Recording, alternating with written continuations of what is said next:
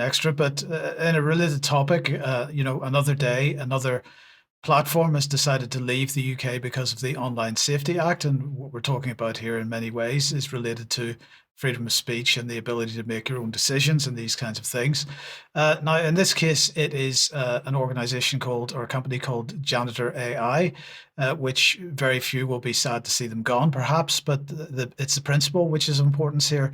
Now, in their statement, Janitor AI said, quotes, "We have to block UK access to Janitor AI starting July 24th, and that's just 4 days notice." They said, in the blog post, they said, "I know this is terrible timing, and I'm genuinely sorry about that.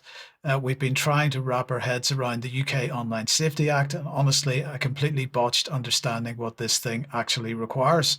When it first passed," they said in the blog post, "I thought, okay, some new content moderation rules, we can handle that. Turns out I was dead wrong. This is not just a content moderation. This is a complete regulatory framework that assumes every platform is a tech giant. And this is the problem, and very much the point that we at the UK Column have been making since the beginning of this."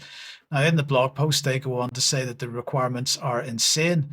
They talk about legal risk assessments that cost more than our entire monthly budget. They talk about biometric ID verification systems. Brackets, Reddit is implementing Persona for this, which costs $1.50 or $1.50 per person. Constant legal review of thousands of pages of guidelines that keep changing. And they talk about the penalties, which include fines of up to £18 million, plus personal criminal liability for the chief executive and their team. Actual jail time if Ofcom decides that they screwed up.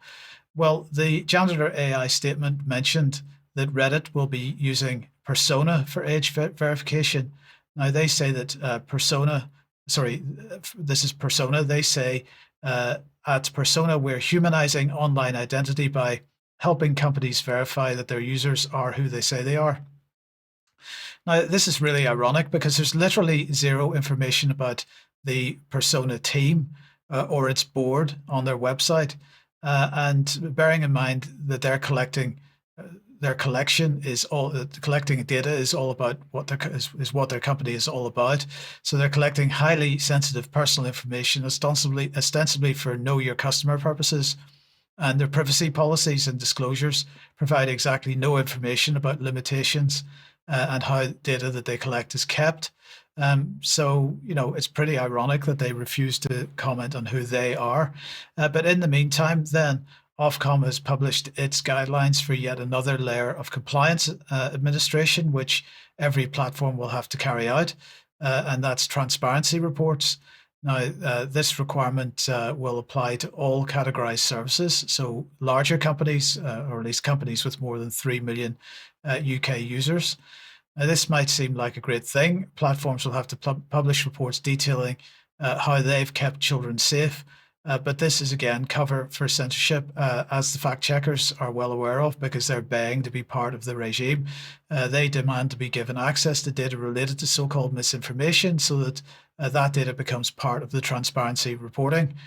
It is still unclear to what degree that will take place, but one of the bodies which Ofcom is still required to set up as part of the Online Safety Act is called the Advisory Committee on Disinformation and Misinformation, and the fact checkers expect to be part of that. So since the Online Safety Act has moved on apace, and with each new development, we see a greater and greater chilling effect on freedom of speech.